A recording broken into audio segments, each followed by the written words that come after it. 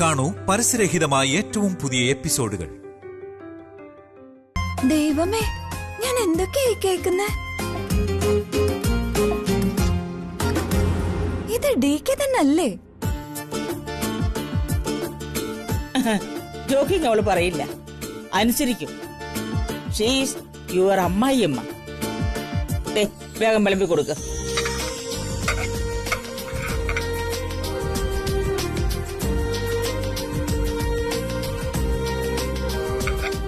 മായ spoon നിർത്ത്.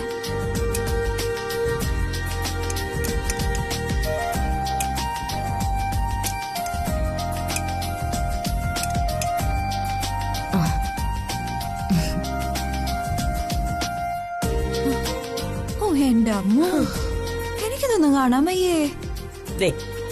ഇതാണ് love. ഒരു പാത്രത്തിൽ ആഹാരം കഴിക്കുന്നതിന്റെ മഹത്വമൊന്നും നിങ്ങൾക്കൊന്നും പറഞ്ഞാ മനസ്സിലാവൂല.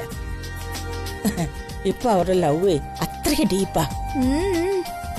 എനിക്കിനി ഭക്ഷണമൊന്നും വേണ്ടേ, എന്റെ വിശപ്പൊക്കെ പോയി. എനിക്ക് വിശക്കുന്നുണ്ടേ, ഞാൻ കഴിക്കാൻ പോവാ. ഇങ്ങനെയാണ് മുന്നോട്ട് പോകുന്നതെങ്കിൽ ഇവിടെ എല്ലാവരുടെ വിശപ്പും പോവും. അമ്മയുടെ മകനെ ജ്യോതിയുടെ അഡിക്റ്റ് ആയെന്നാ തോന്നുന്നു.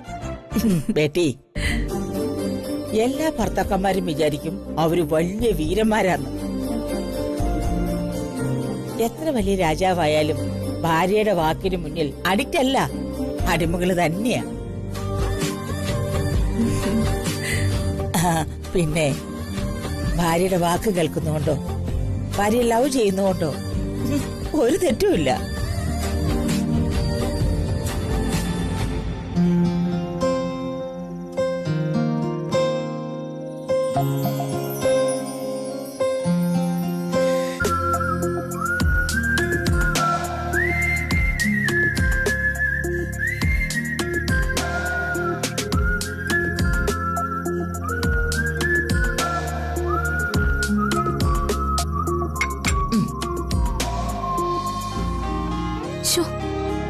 ഞാനങ്ങ് നാണിച്ചു പോയി അവരുടെയൊക്കെ ചോദ്യം കേട്ടപ്പോ.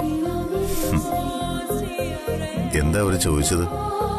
അല്ല, നമ്മളിവിടെ ഇരുന്ന ഒരു പ്ലേറ്റിൽ നിന്ന് ഭക്ഷണം കഴിക്കാൻ പോവാന്ന് പറഞ്ഞപ്പോ അവരെല്ലാം അന്തം വിട്ടുപോയി.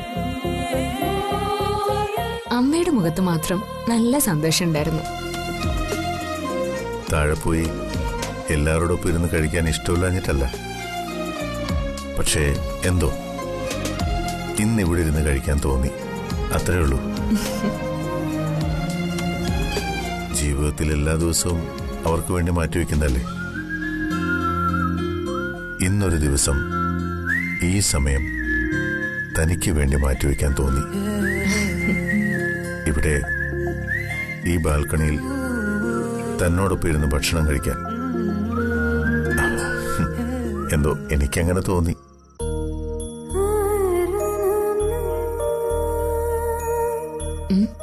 ഏട്ടൻ കഴിക്ക. ഞാൻ മാത്രം, നമുക്ക് ഒരുമിച്ച് കഴിക്കാം.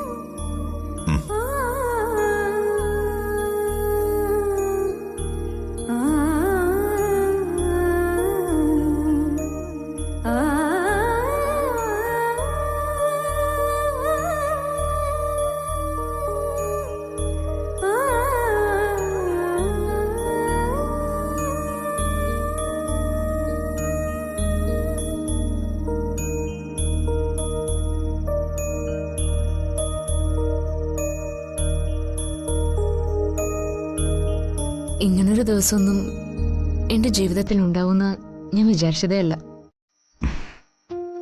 ഇപ്പൊ വിചാരമൊക്കെ മാറിയില്ലേ? എല്ലാം മാറി. ഏട്ടനെ കുറിച്ചുള്ള എന്റെ എല്ലാ കാഴ്ചപ്പാടുകളും മാറി മറിഞ്ഞുകൊണ്ടിരിക്കുക. ജീവിതമല്ലേടോ, ഓരോ സമയത്തും ഓരോരുത്തരെ കുറിച്ചുള്ള കാഴ്ചപ്പാടുകളും ഓരോരുത്തരെ കുറിച്ചുള്ള ചിന്തകളും മാറി മറിഞ്ഞു വരും. കാരണം പ്രകൃതിയും ചുറ്റുപാടുകളും മാറുന്നതിനനുസരിച്ച് മനുഷ്യനും മാറും, അവന്റെ ചിന്തകളും സ്വപ്നം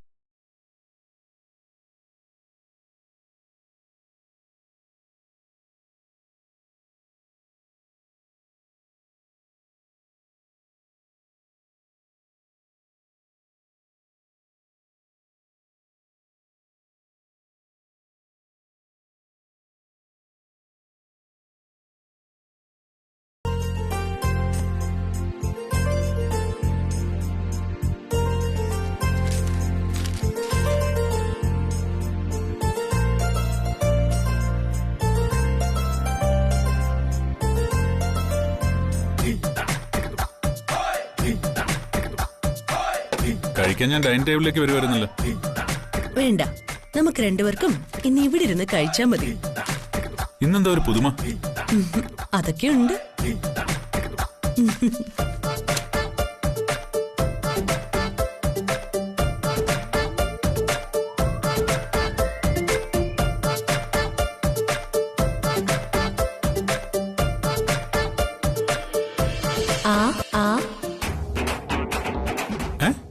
നിനക്ക് തരാനോ? എനിക്ക് തന്നാൽ എന്താ കുഴപ്പം? അയ്യേ, അവിടെ DK ജ്യോതിക്ക് ഭാര്യ കൊടുക്കുന്നുണ്ടല്ലോ. ജ്യോതി DKക്കും കൊടുക്കുന്നുണ്ട്. പിന്നെ നിങ്ങൾക്ക് എനിക്ക് തന്നാൽ എന്താ കുഴപ്പം? ദേ, മര്യാദക്ക് എനിക്ക് തരുന്നുണ്ടോ? എങ്കിലേ ഞാനിത് കഴിക്കുന്നുള്ളൂ. എന്നെ കൊണ്ടൊന്നും പറ്റത്തില്ല. നിനക്ക് വേണമെങ്കിൽ നീ തന്നെ കഴിച്ചാ മതി. എനിക്കിങ്ങനെ മുറിയിരുന്ന് കഴിക്കുന്ന പോലും ഇഷ്ടമല്ല. മര്യാദയ്ക്ക് ഡൈനിങ് ടേബിളിൽ പോയിരുന്ന് കഴിച്ചാ പോരെ? ഇന്നത് വേണ്ട ബാലു. ഇന്ന് നമുക്ക് ഇവിടെ ഇരുന്ന് കഴിക്കാം. അതെ, DKയും ജ്യോതിയും മുകളിലത്തെ ബാൽക്കണിയിലിരുന്ന് ഒരുമിച്ച് കഴിക്കുന്നുണ്ടല്ലോ. നമുക്ക് ഇവിടെ ഇരുന്ന് കഴിച്ചാൽ എന്താ കുഴപ്പം?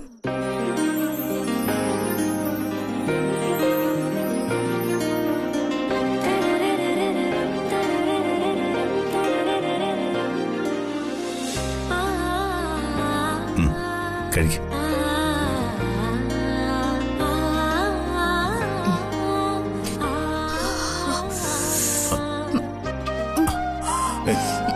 മുളക് കഴിച്ചു.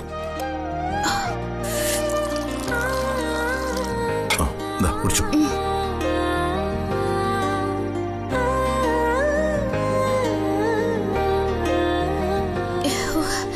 വെള്ളം ഇനിയും വേണോ?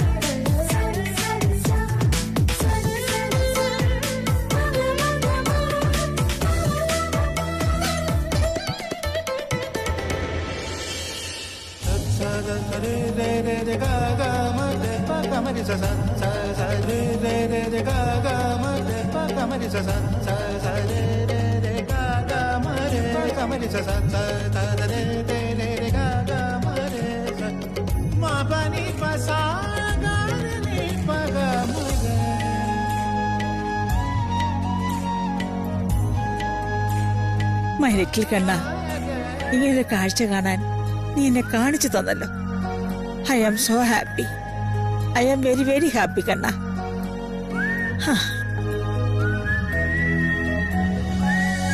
Hello my dear sun.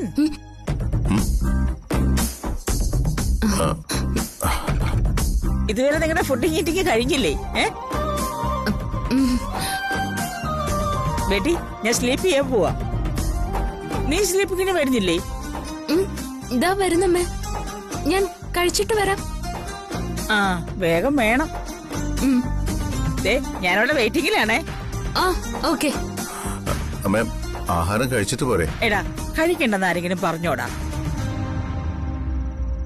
എടാ, അവളെ പെട്ടെന്ന് കഴിപ്പിച്ച് താഴേക്ക് പറഞ്ഞു വിടറാ. ഓക്കെ?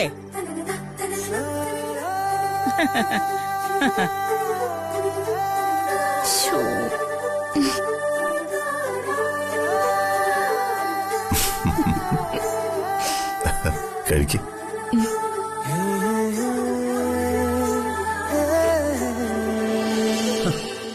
എന്റെ ദൈവമേ, നീ എന്തൊക്കെ മണ്ടത്തരങ്ങൾ ഈ പറയുന്നേ? എടി, ഇതൊക്കെ നടക്കുന്ന കാര്യമാണോ? നടക്കും. ഇതൊക്കെ ലോകത്ത് നടക്കുന്ന കാര്യം തന്നെയാ. ഈ കാര്യത്തിലും ഞാനും ദാരേച്ചിയുടെ മായച്ചിടം കൂടെ. കൂടെ വേണമെന്ന് പറയുന്നത് വെറുതെ അല്ല. കല്യാണം കഴിഞ്ഞിട്ട് ഭർത്താവ് കൂടെ ഇല്ലാത്ത ഭാര്യയുടെ ജീവിതം എങ്ങനെയായിരിക്കുമെന്ന് കഴിഞ്ഞ കുറച്ചു നാളായിട്ട് ഞങ്ങൾ പഠിച്ചോണ്ടിരിക്കുക. ഇനി അത് പറ്റില്ല. ഞങ്ങൾക്കുടനെ അമ്മമാരായേ പറ്റൂ. പറ്റില്ലെന്ന് പറഞ്ഞ മൂക്കിടിച്ച് പരത്തും ഞാൻ. എനിക്ക് അമ്മയായേ പറ്റൂ. എടി, ഞാനൊന്ന് പറയട്ടെ? വേണ്ട, നിങ്ങളൊന്നും പറയണ്ട. ഞാൻ പറയുന്ന അങ്ങ് കേട്ടാ മതി.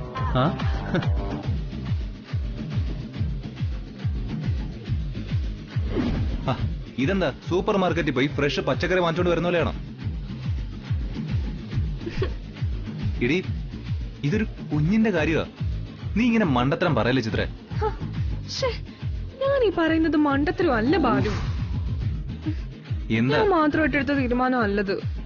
പിന്നെ ഞങ്ങള് 3 പേരും കൂടെ എടുത്ത തീരുമാന. നീയൊക്കെ ഇത് എന്തിനുള്ള പുറപ്പാടാ? സമ്മതിച്ചു. നീ പറഞ്ഞതൊക്കെ സമ്മതിച്ചു. ഈ വീട്ടില് ജ്യോതിക്ക് മുമ്പേ കല്യാണം കഴിച്ചു വന്നവരാ നിങ്ങൾ 3 പേര്. എന്ന് വെച്ച് അവൾക്ക് മുന്നേ അമ്മമാരാകണമെന്ന് വെച്ചാ അതൊക്കെ നമ്മുടെ കയ്യിലാണോ? ദൈവത്തിന്റെ തീരുമാനമല്ലേ? ഒരു കാര്യം ഞാൻ പറയാം. ഞങ്ങൾ പറയും പോലെ കാര്യം നടന്നില്ലെങ്കിൽ 3 എണ്ണത്തിന് ഞങ്ങൾ ശരിയാക്കും.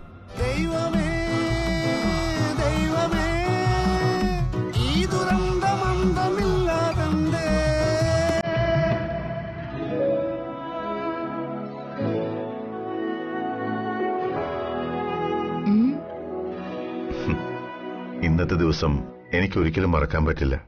അതെന്താ അങ്ങനെ? സുപ്രിയോടൊപ്പം പോലും ഞാനിവിടെ മുകളിൽ ഒറ്റയ്ക്കിരുന്ന് ഭക്ഷണം കഴിച്ചിട്ടില്ല. ഇന്ന് നിന്റെ കൂടെ അതിനും ഭാഗ്യമുണ്ടായി. അതെ, എനിക്ക് അമ്മയുടെ മുറിയിലേക്ക് പോകാൻ സമയമായിട്ടോ. പോണോ? പിന്നെ വേണ്ടേ? അയ്യാടാ, ചെന്നില്ലെങ്കിലേ അമ്മ ഇങ്ങോട്ട് അന്വേഷിച്ചു വരും. മണിവർണ്ണസ്വാമി മഹാബാബു ഒന്നും പറയില്ലേട്ടോ. മണിവർണ്ണസ്വാമി എല്ലാം ചെയ്യുന്നത് നമ്മുടെ നന്മയ്ക്ക് വേണ്ടിയിട്ടല്ലേ? നന്മയ്ക്കൊക്കെ വേണ്ടി തന്നെയാ. പക്ഷെ എന്തിനാ ഈ രണ്ടിടത്ത് പോയി കിടക്കുന്നത്? ഒരിടത്ത് കിടന്ന എന്താ കുഴപ്പം? എന്ത് വ്രതമായാലും അവനവന്റെ മനസ്സ് അവനവന്റെ കൺട്രോളിൽ തന്നെയല്ലേ? എനിക്ക് നല്ല കൺട്രോളാ. വ്രതം തെറ്റിക്കാനൊന്നും ഞാൻ ശ്രമിക്കത്തില്ല. കാര്യമൊക്കെ ശരി തന്നെയാ. പക്ഷേ ഈ പുതിയ ഹിറ്റ്ലറിനെ എനിക്ക് തീരെ വിശ്വാസമില്ല കേട്ടോ. അത് പഴയ ഹിറ്റ്ലറുടെ മുറിയിൽ ഇല്ലാത്തൊരു മണമാ ഇപ്പൊ ഈ മുറിയില്. എന്ത് മണം? ഈ പ്രേമത്തിന്റെ പരിമളം. അതാ ഇപ്പൊ ഈ മുറി നിറയെ. ആണോ? ഇപ്പോഴുണ്ടോ? കുറച്ചു മുമ്പ് ആരും എന്തോ പറഞ്ഞായിരുന്നല്ലോ. എന്ത്? എന്തൊക്കെയോ കയ്യിലുണ്ടെന്നോ, എന്തോ തെറ്റിക്കില്ലെന്നോ, അങ്ങനെയൊക്കെ. എന്ത്? കൺട്രോളിങ്.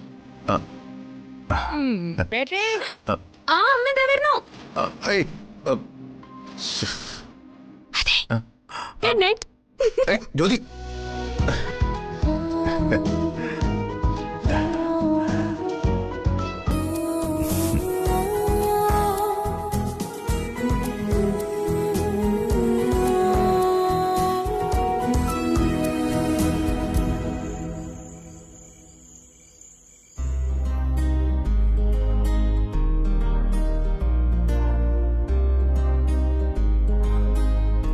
ഞാനൊരു ദുഷ്ടിയായ അമ്മായിമ്മയാണെന്ന് നിനക്ക് തോന്നുന്നുണ്ടോ ബേട്ടി? എന്തിന്? അല്ല, നിങ്ങളോട് ഇങ്ങനെയൊക്കെ പെരുമാറുന്നത്. അമ്മ എന്തൊക്കെയാ പറയുന്നേ? ഞങ്ങളുടെ നന്മയ്ക്ക് വേണ്ടിട്ടല്ലേ അമ്മ ഈ ചെയ്യുന്നതെല്ലാം? അതിനുവേണ്ടി മാത്രമല്ല.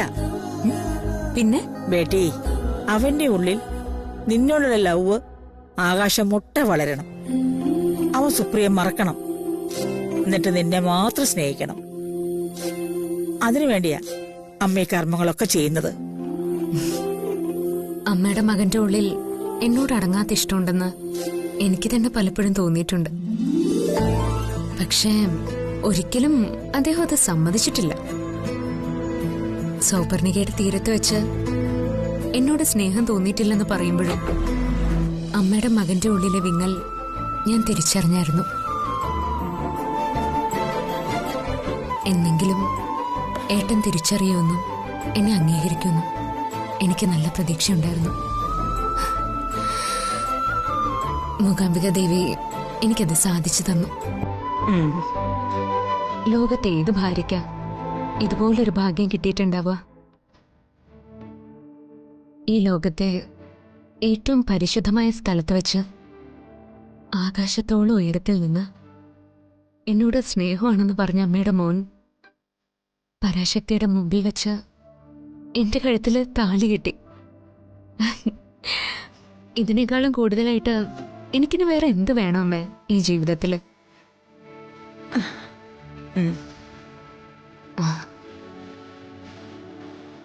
എനിക്കറിയാം ഏട്ടൻ്റെ ഉള്ളിൽ എന്നോടൊരു കടലോളം സ്നേഹമുണ്ട്.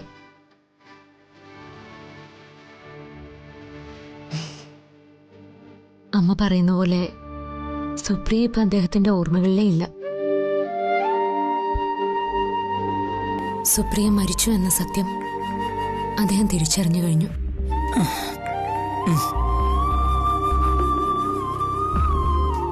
എനിക്കിങ്ങനെ ഒരു സ്വപ്നതുല്യമായ ജീവിതം കിട്ടിയതിന് ഏറ്റവും കൂടുതൽ നന്ദി പറയാനുള്ളത് ഈ അമ്മയോടാ. എന്നോടോ?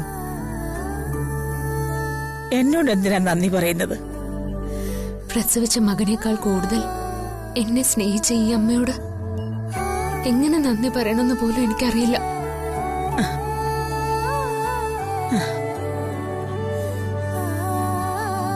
ലോകത്ത് ഒരു പെണ്ണും ഇതുപോലൊരു അമ്മായിയമ്മയുടെ സ്നേഹം അനുഭവിച്ചിട്ടുണ്ടാവില്ല.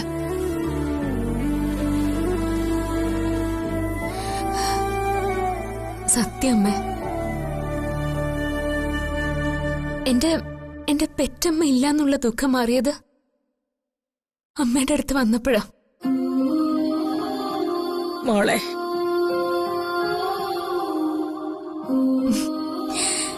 എല്ലാവരും പറയും അമ്മായിയമ്മയ്ക്ക് ഒരിക്കലും അമ്മയാവാൻ കഴിയില്ലെന്ന്. പക്ഷേ കഴിയുമെന്ന് എന്റെ ഈ അമ്മ തെളിയിച്ചു.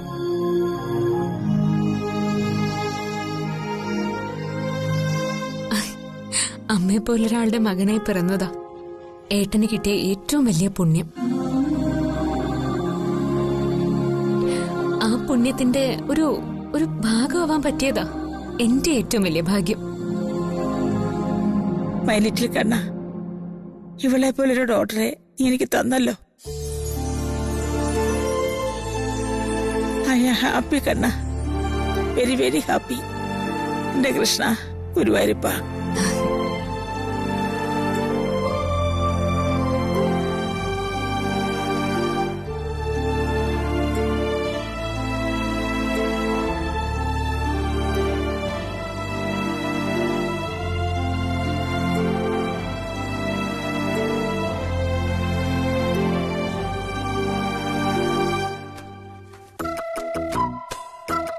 രാമായണമൊന്നും ഇല്ലല്ലോ,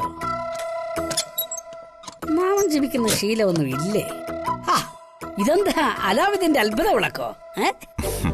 സ്വാമി ഇനി എന്തൊക്കെ അത്ഭുതങ്ങളാ കാണാനിരിക്കുന്നത്. സ്വാമിക്ക് രാത്രി ഒരു ഗ്ലാസ് പാല് തരണമെന്ന് അമ്മ പറഞ്ഞായിരുന്നു. ഓ, അത് ശരി. എന്നും രാത്രി ഒരു ഗ്ലാസ് പാല് കുടിക്കുന്ന ശീലം ഉള്ളതാ. പക്ഷെ ഇവിടെ വന്നപ്പോ അത് ചോദിക്കുന്നത് ശരിയല്ലല്ലോ എന്ന് വിചാരിച്ചിട്ടാ. സ്വാമിയുടെ ചിട്ടവട്ടങ്ങൾക്കൊന്നും ഇവിടെ ഒരു മാറ്റവും വരുത്തണ്ട.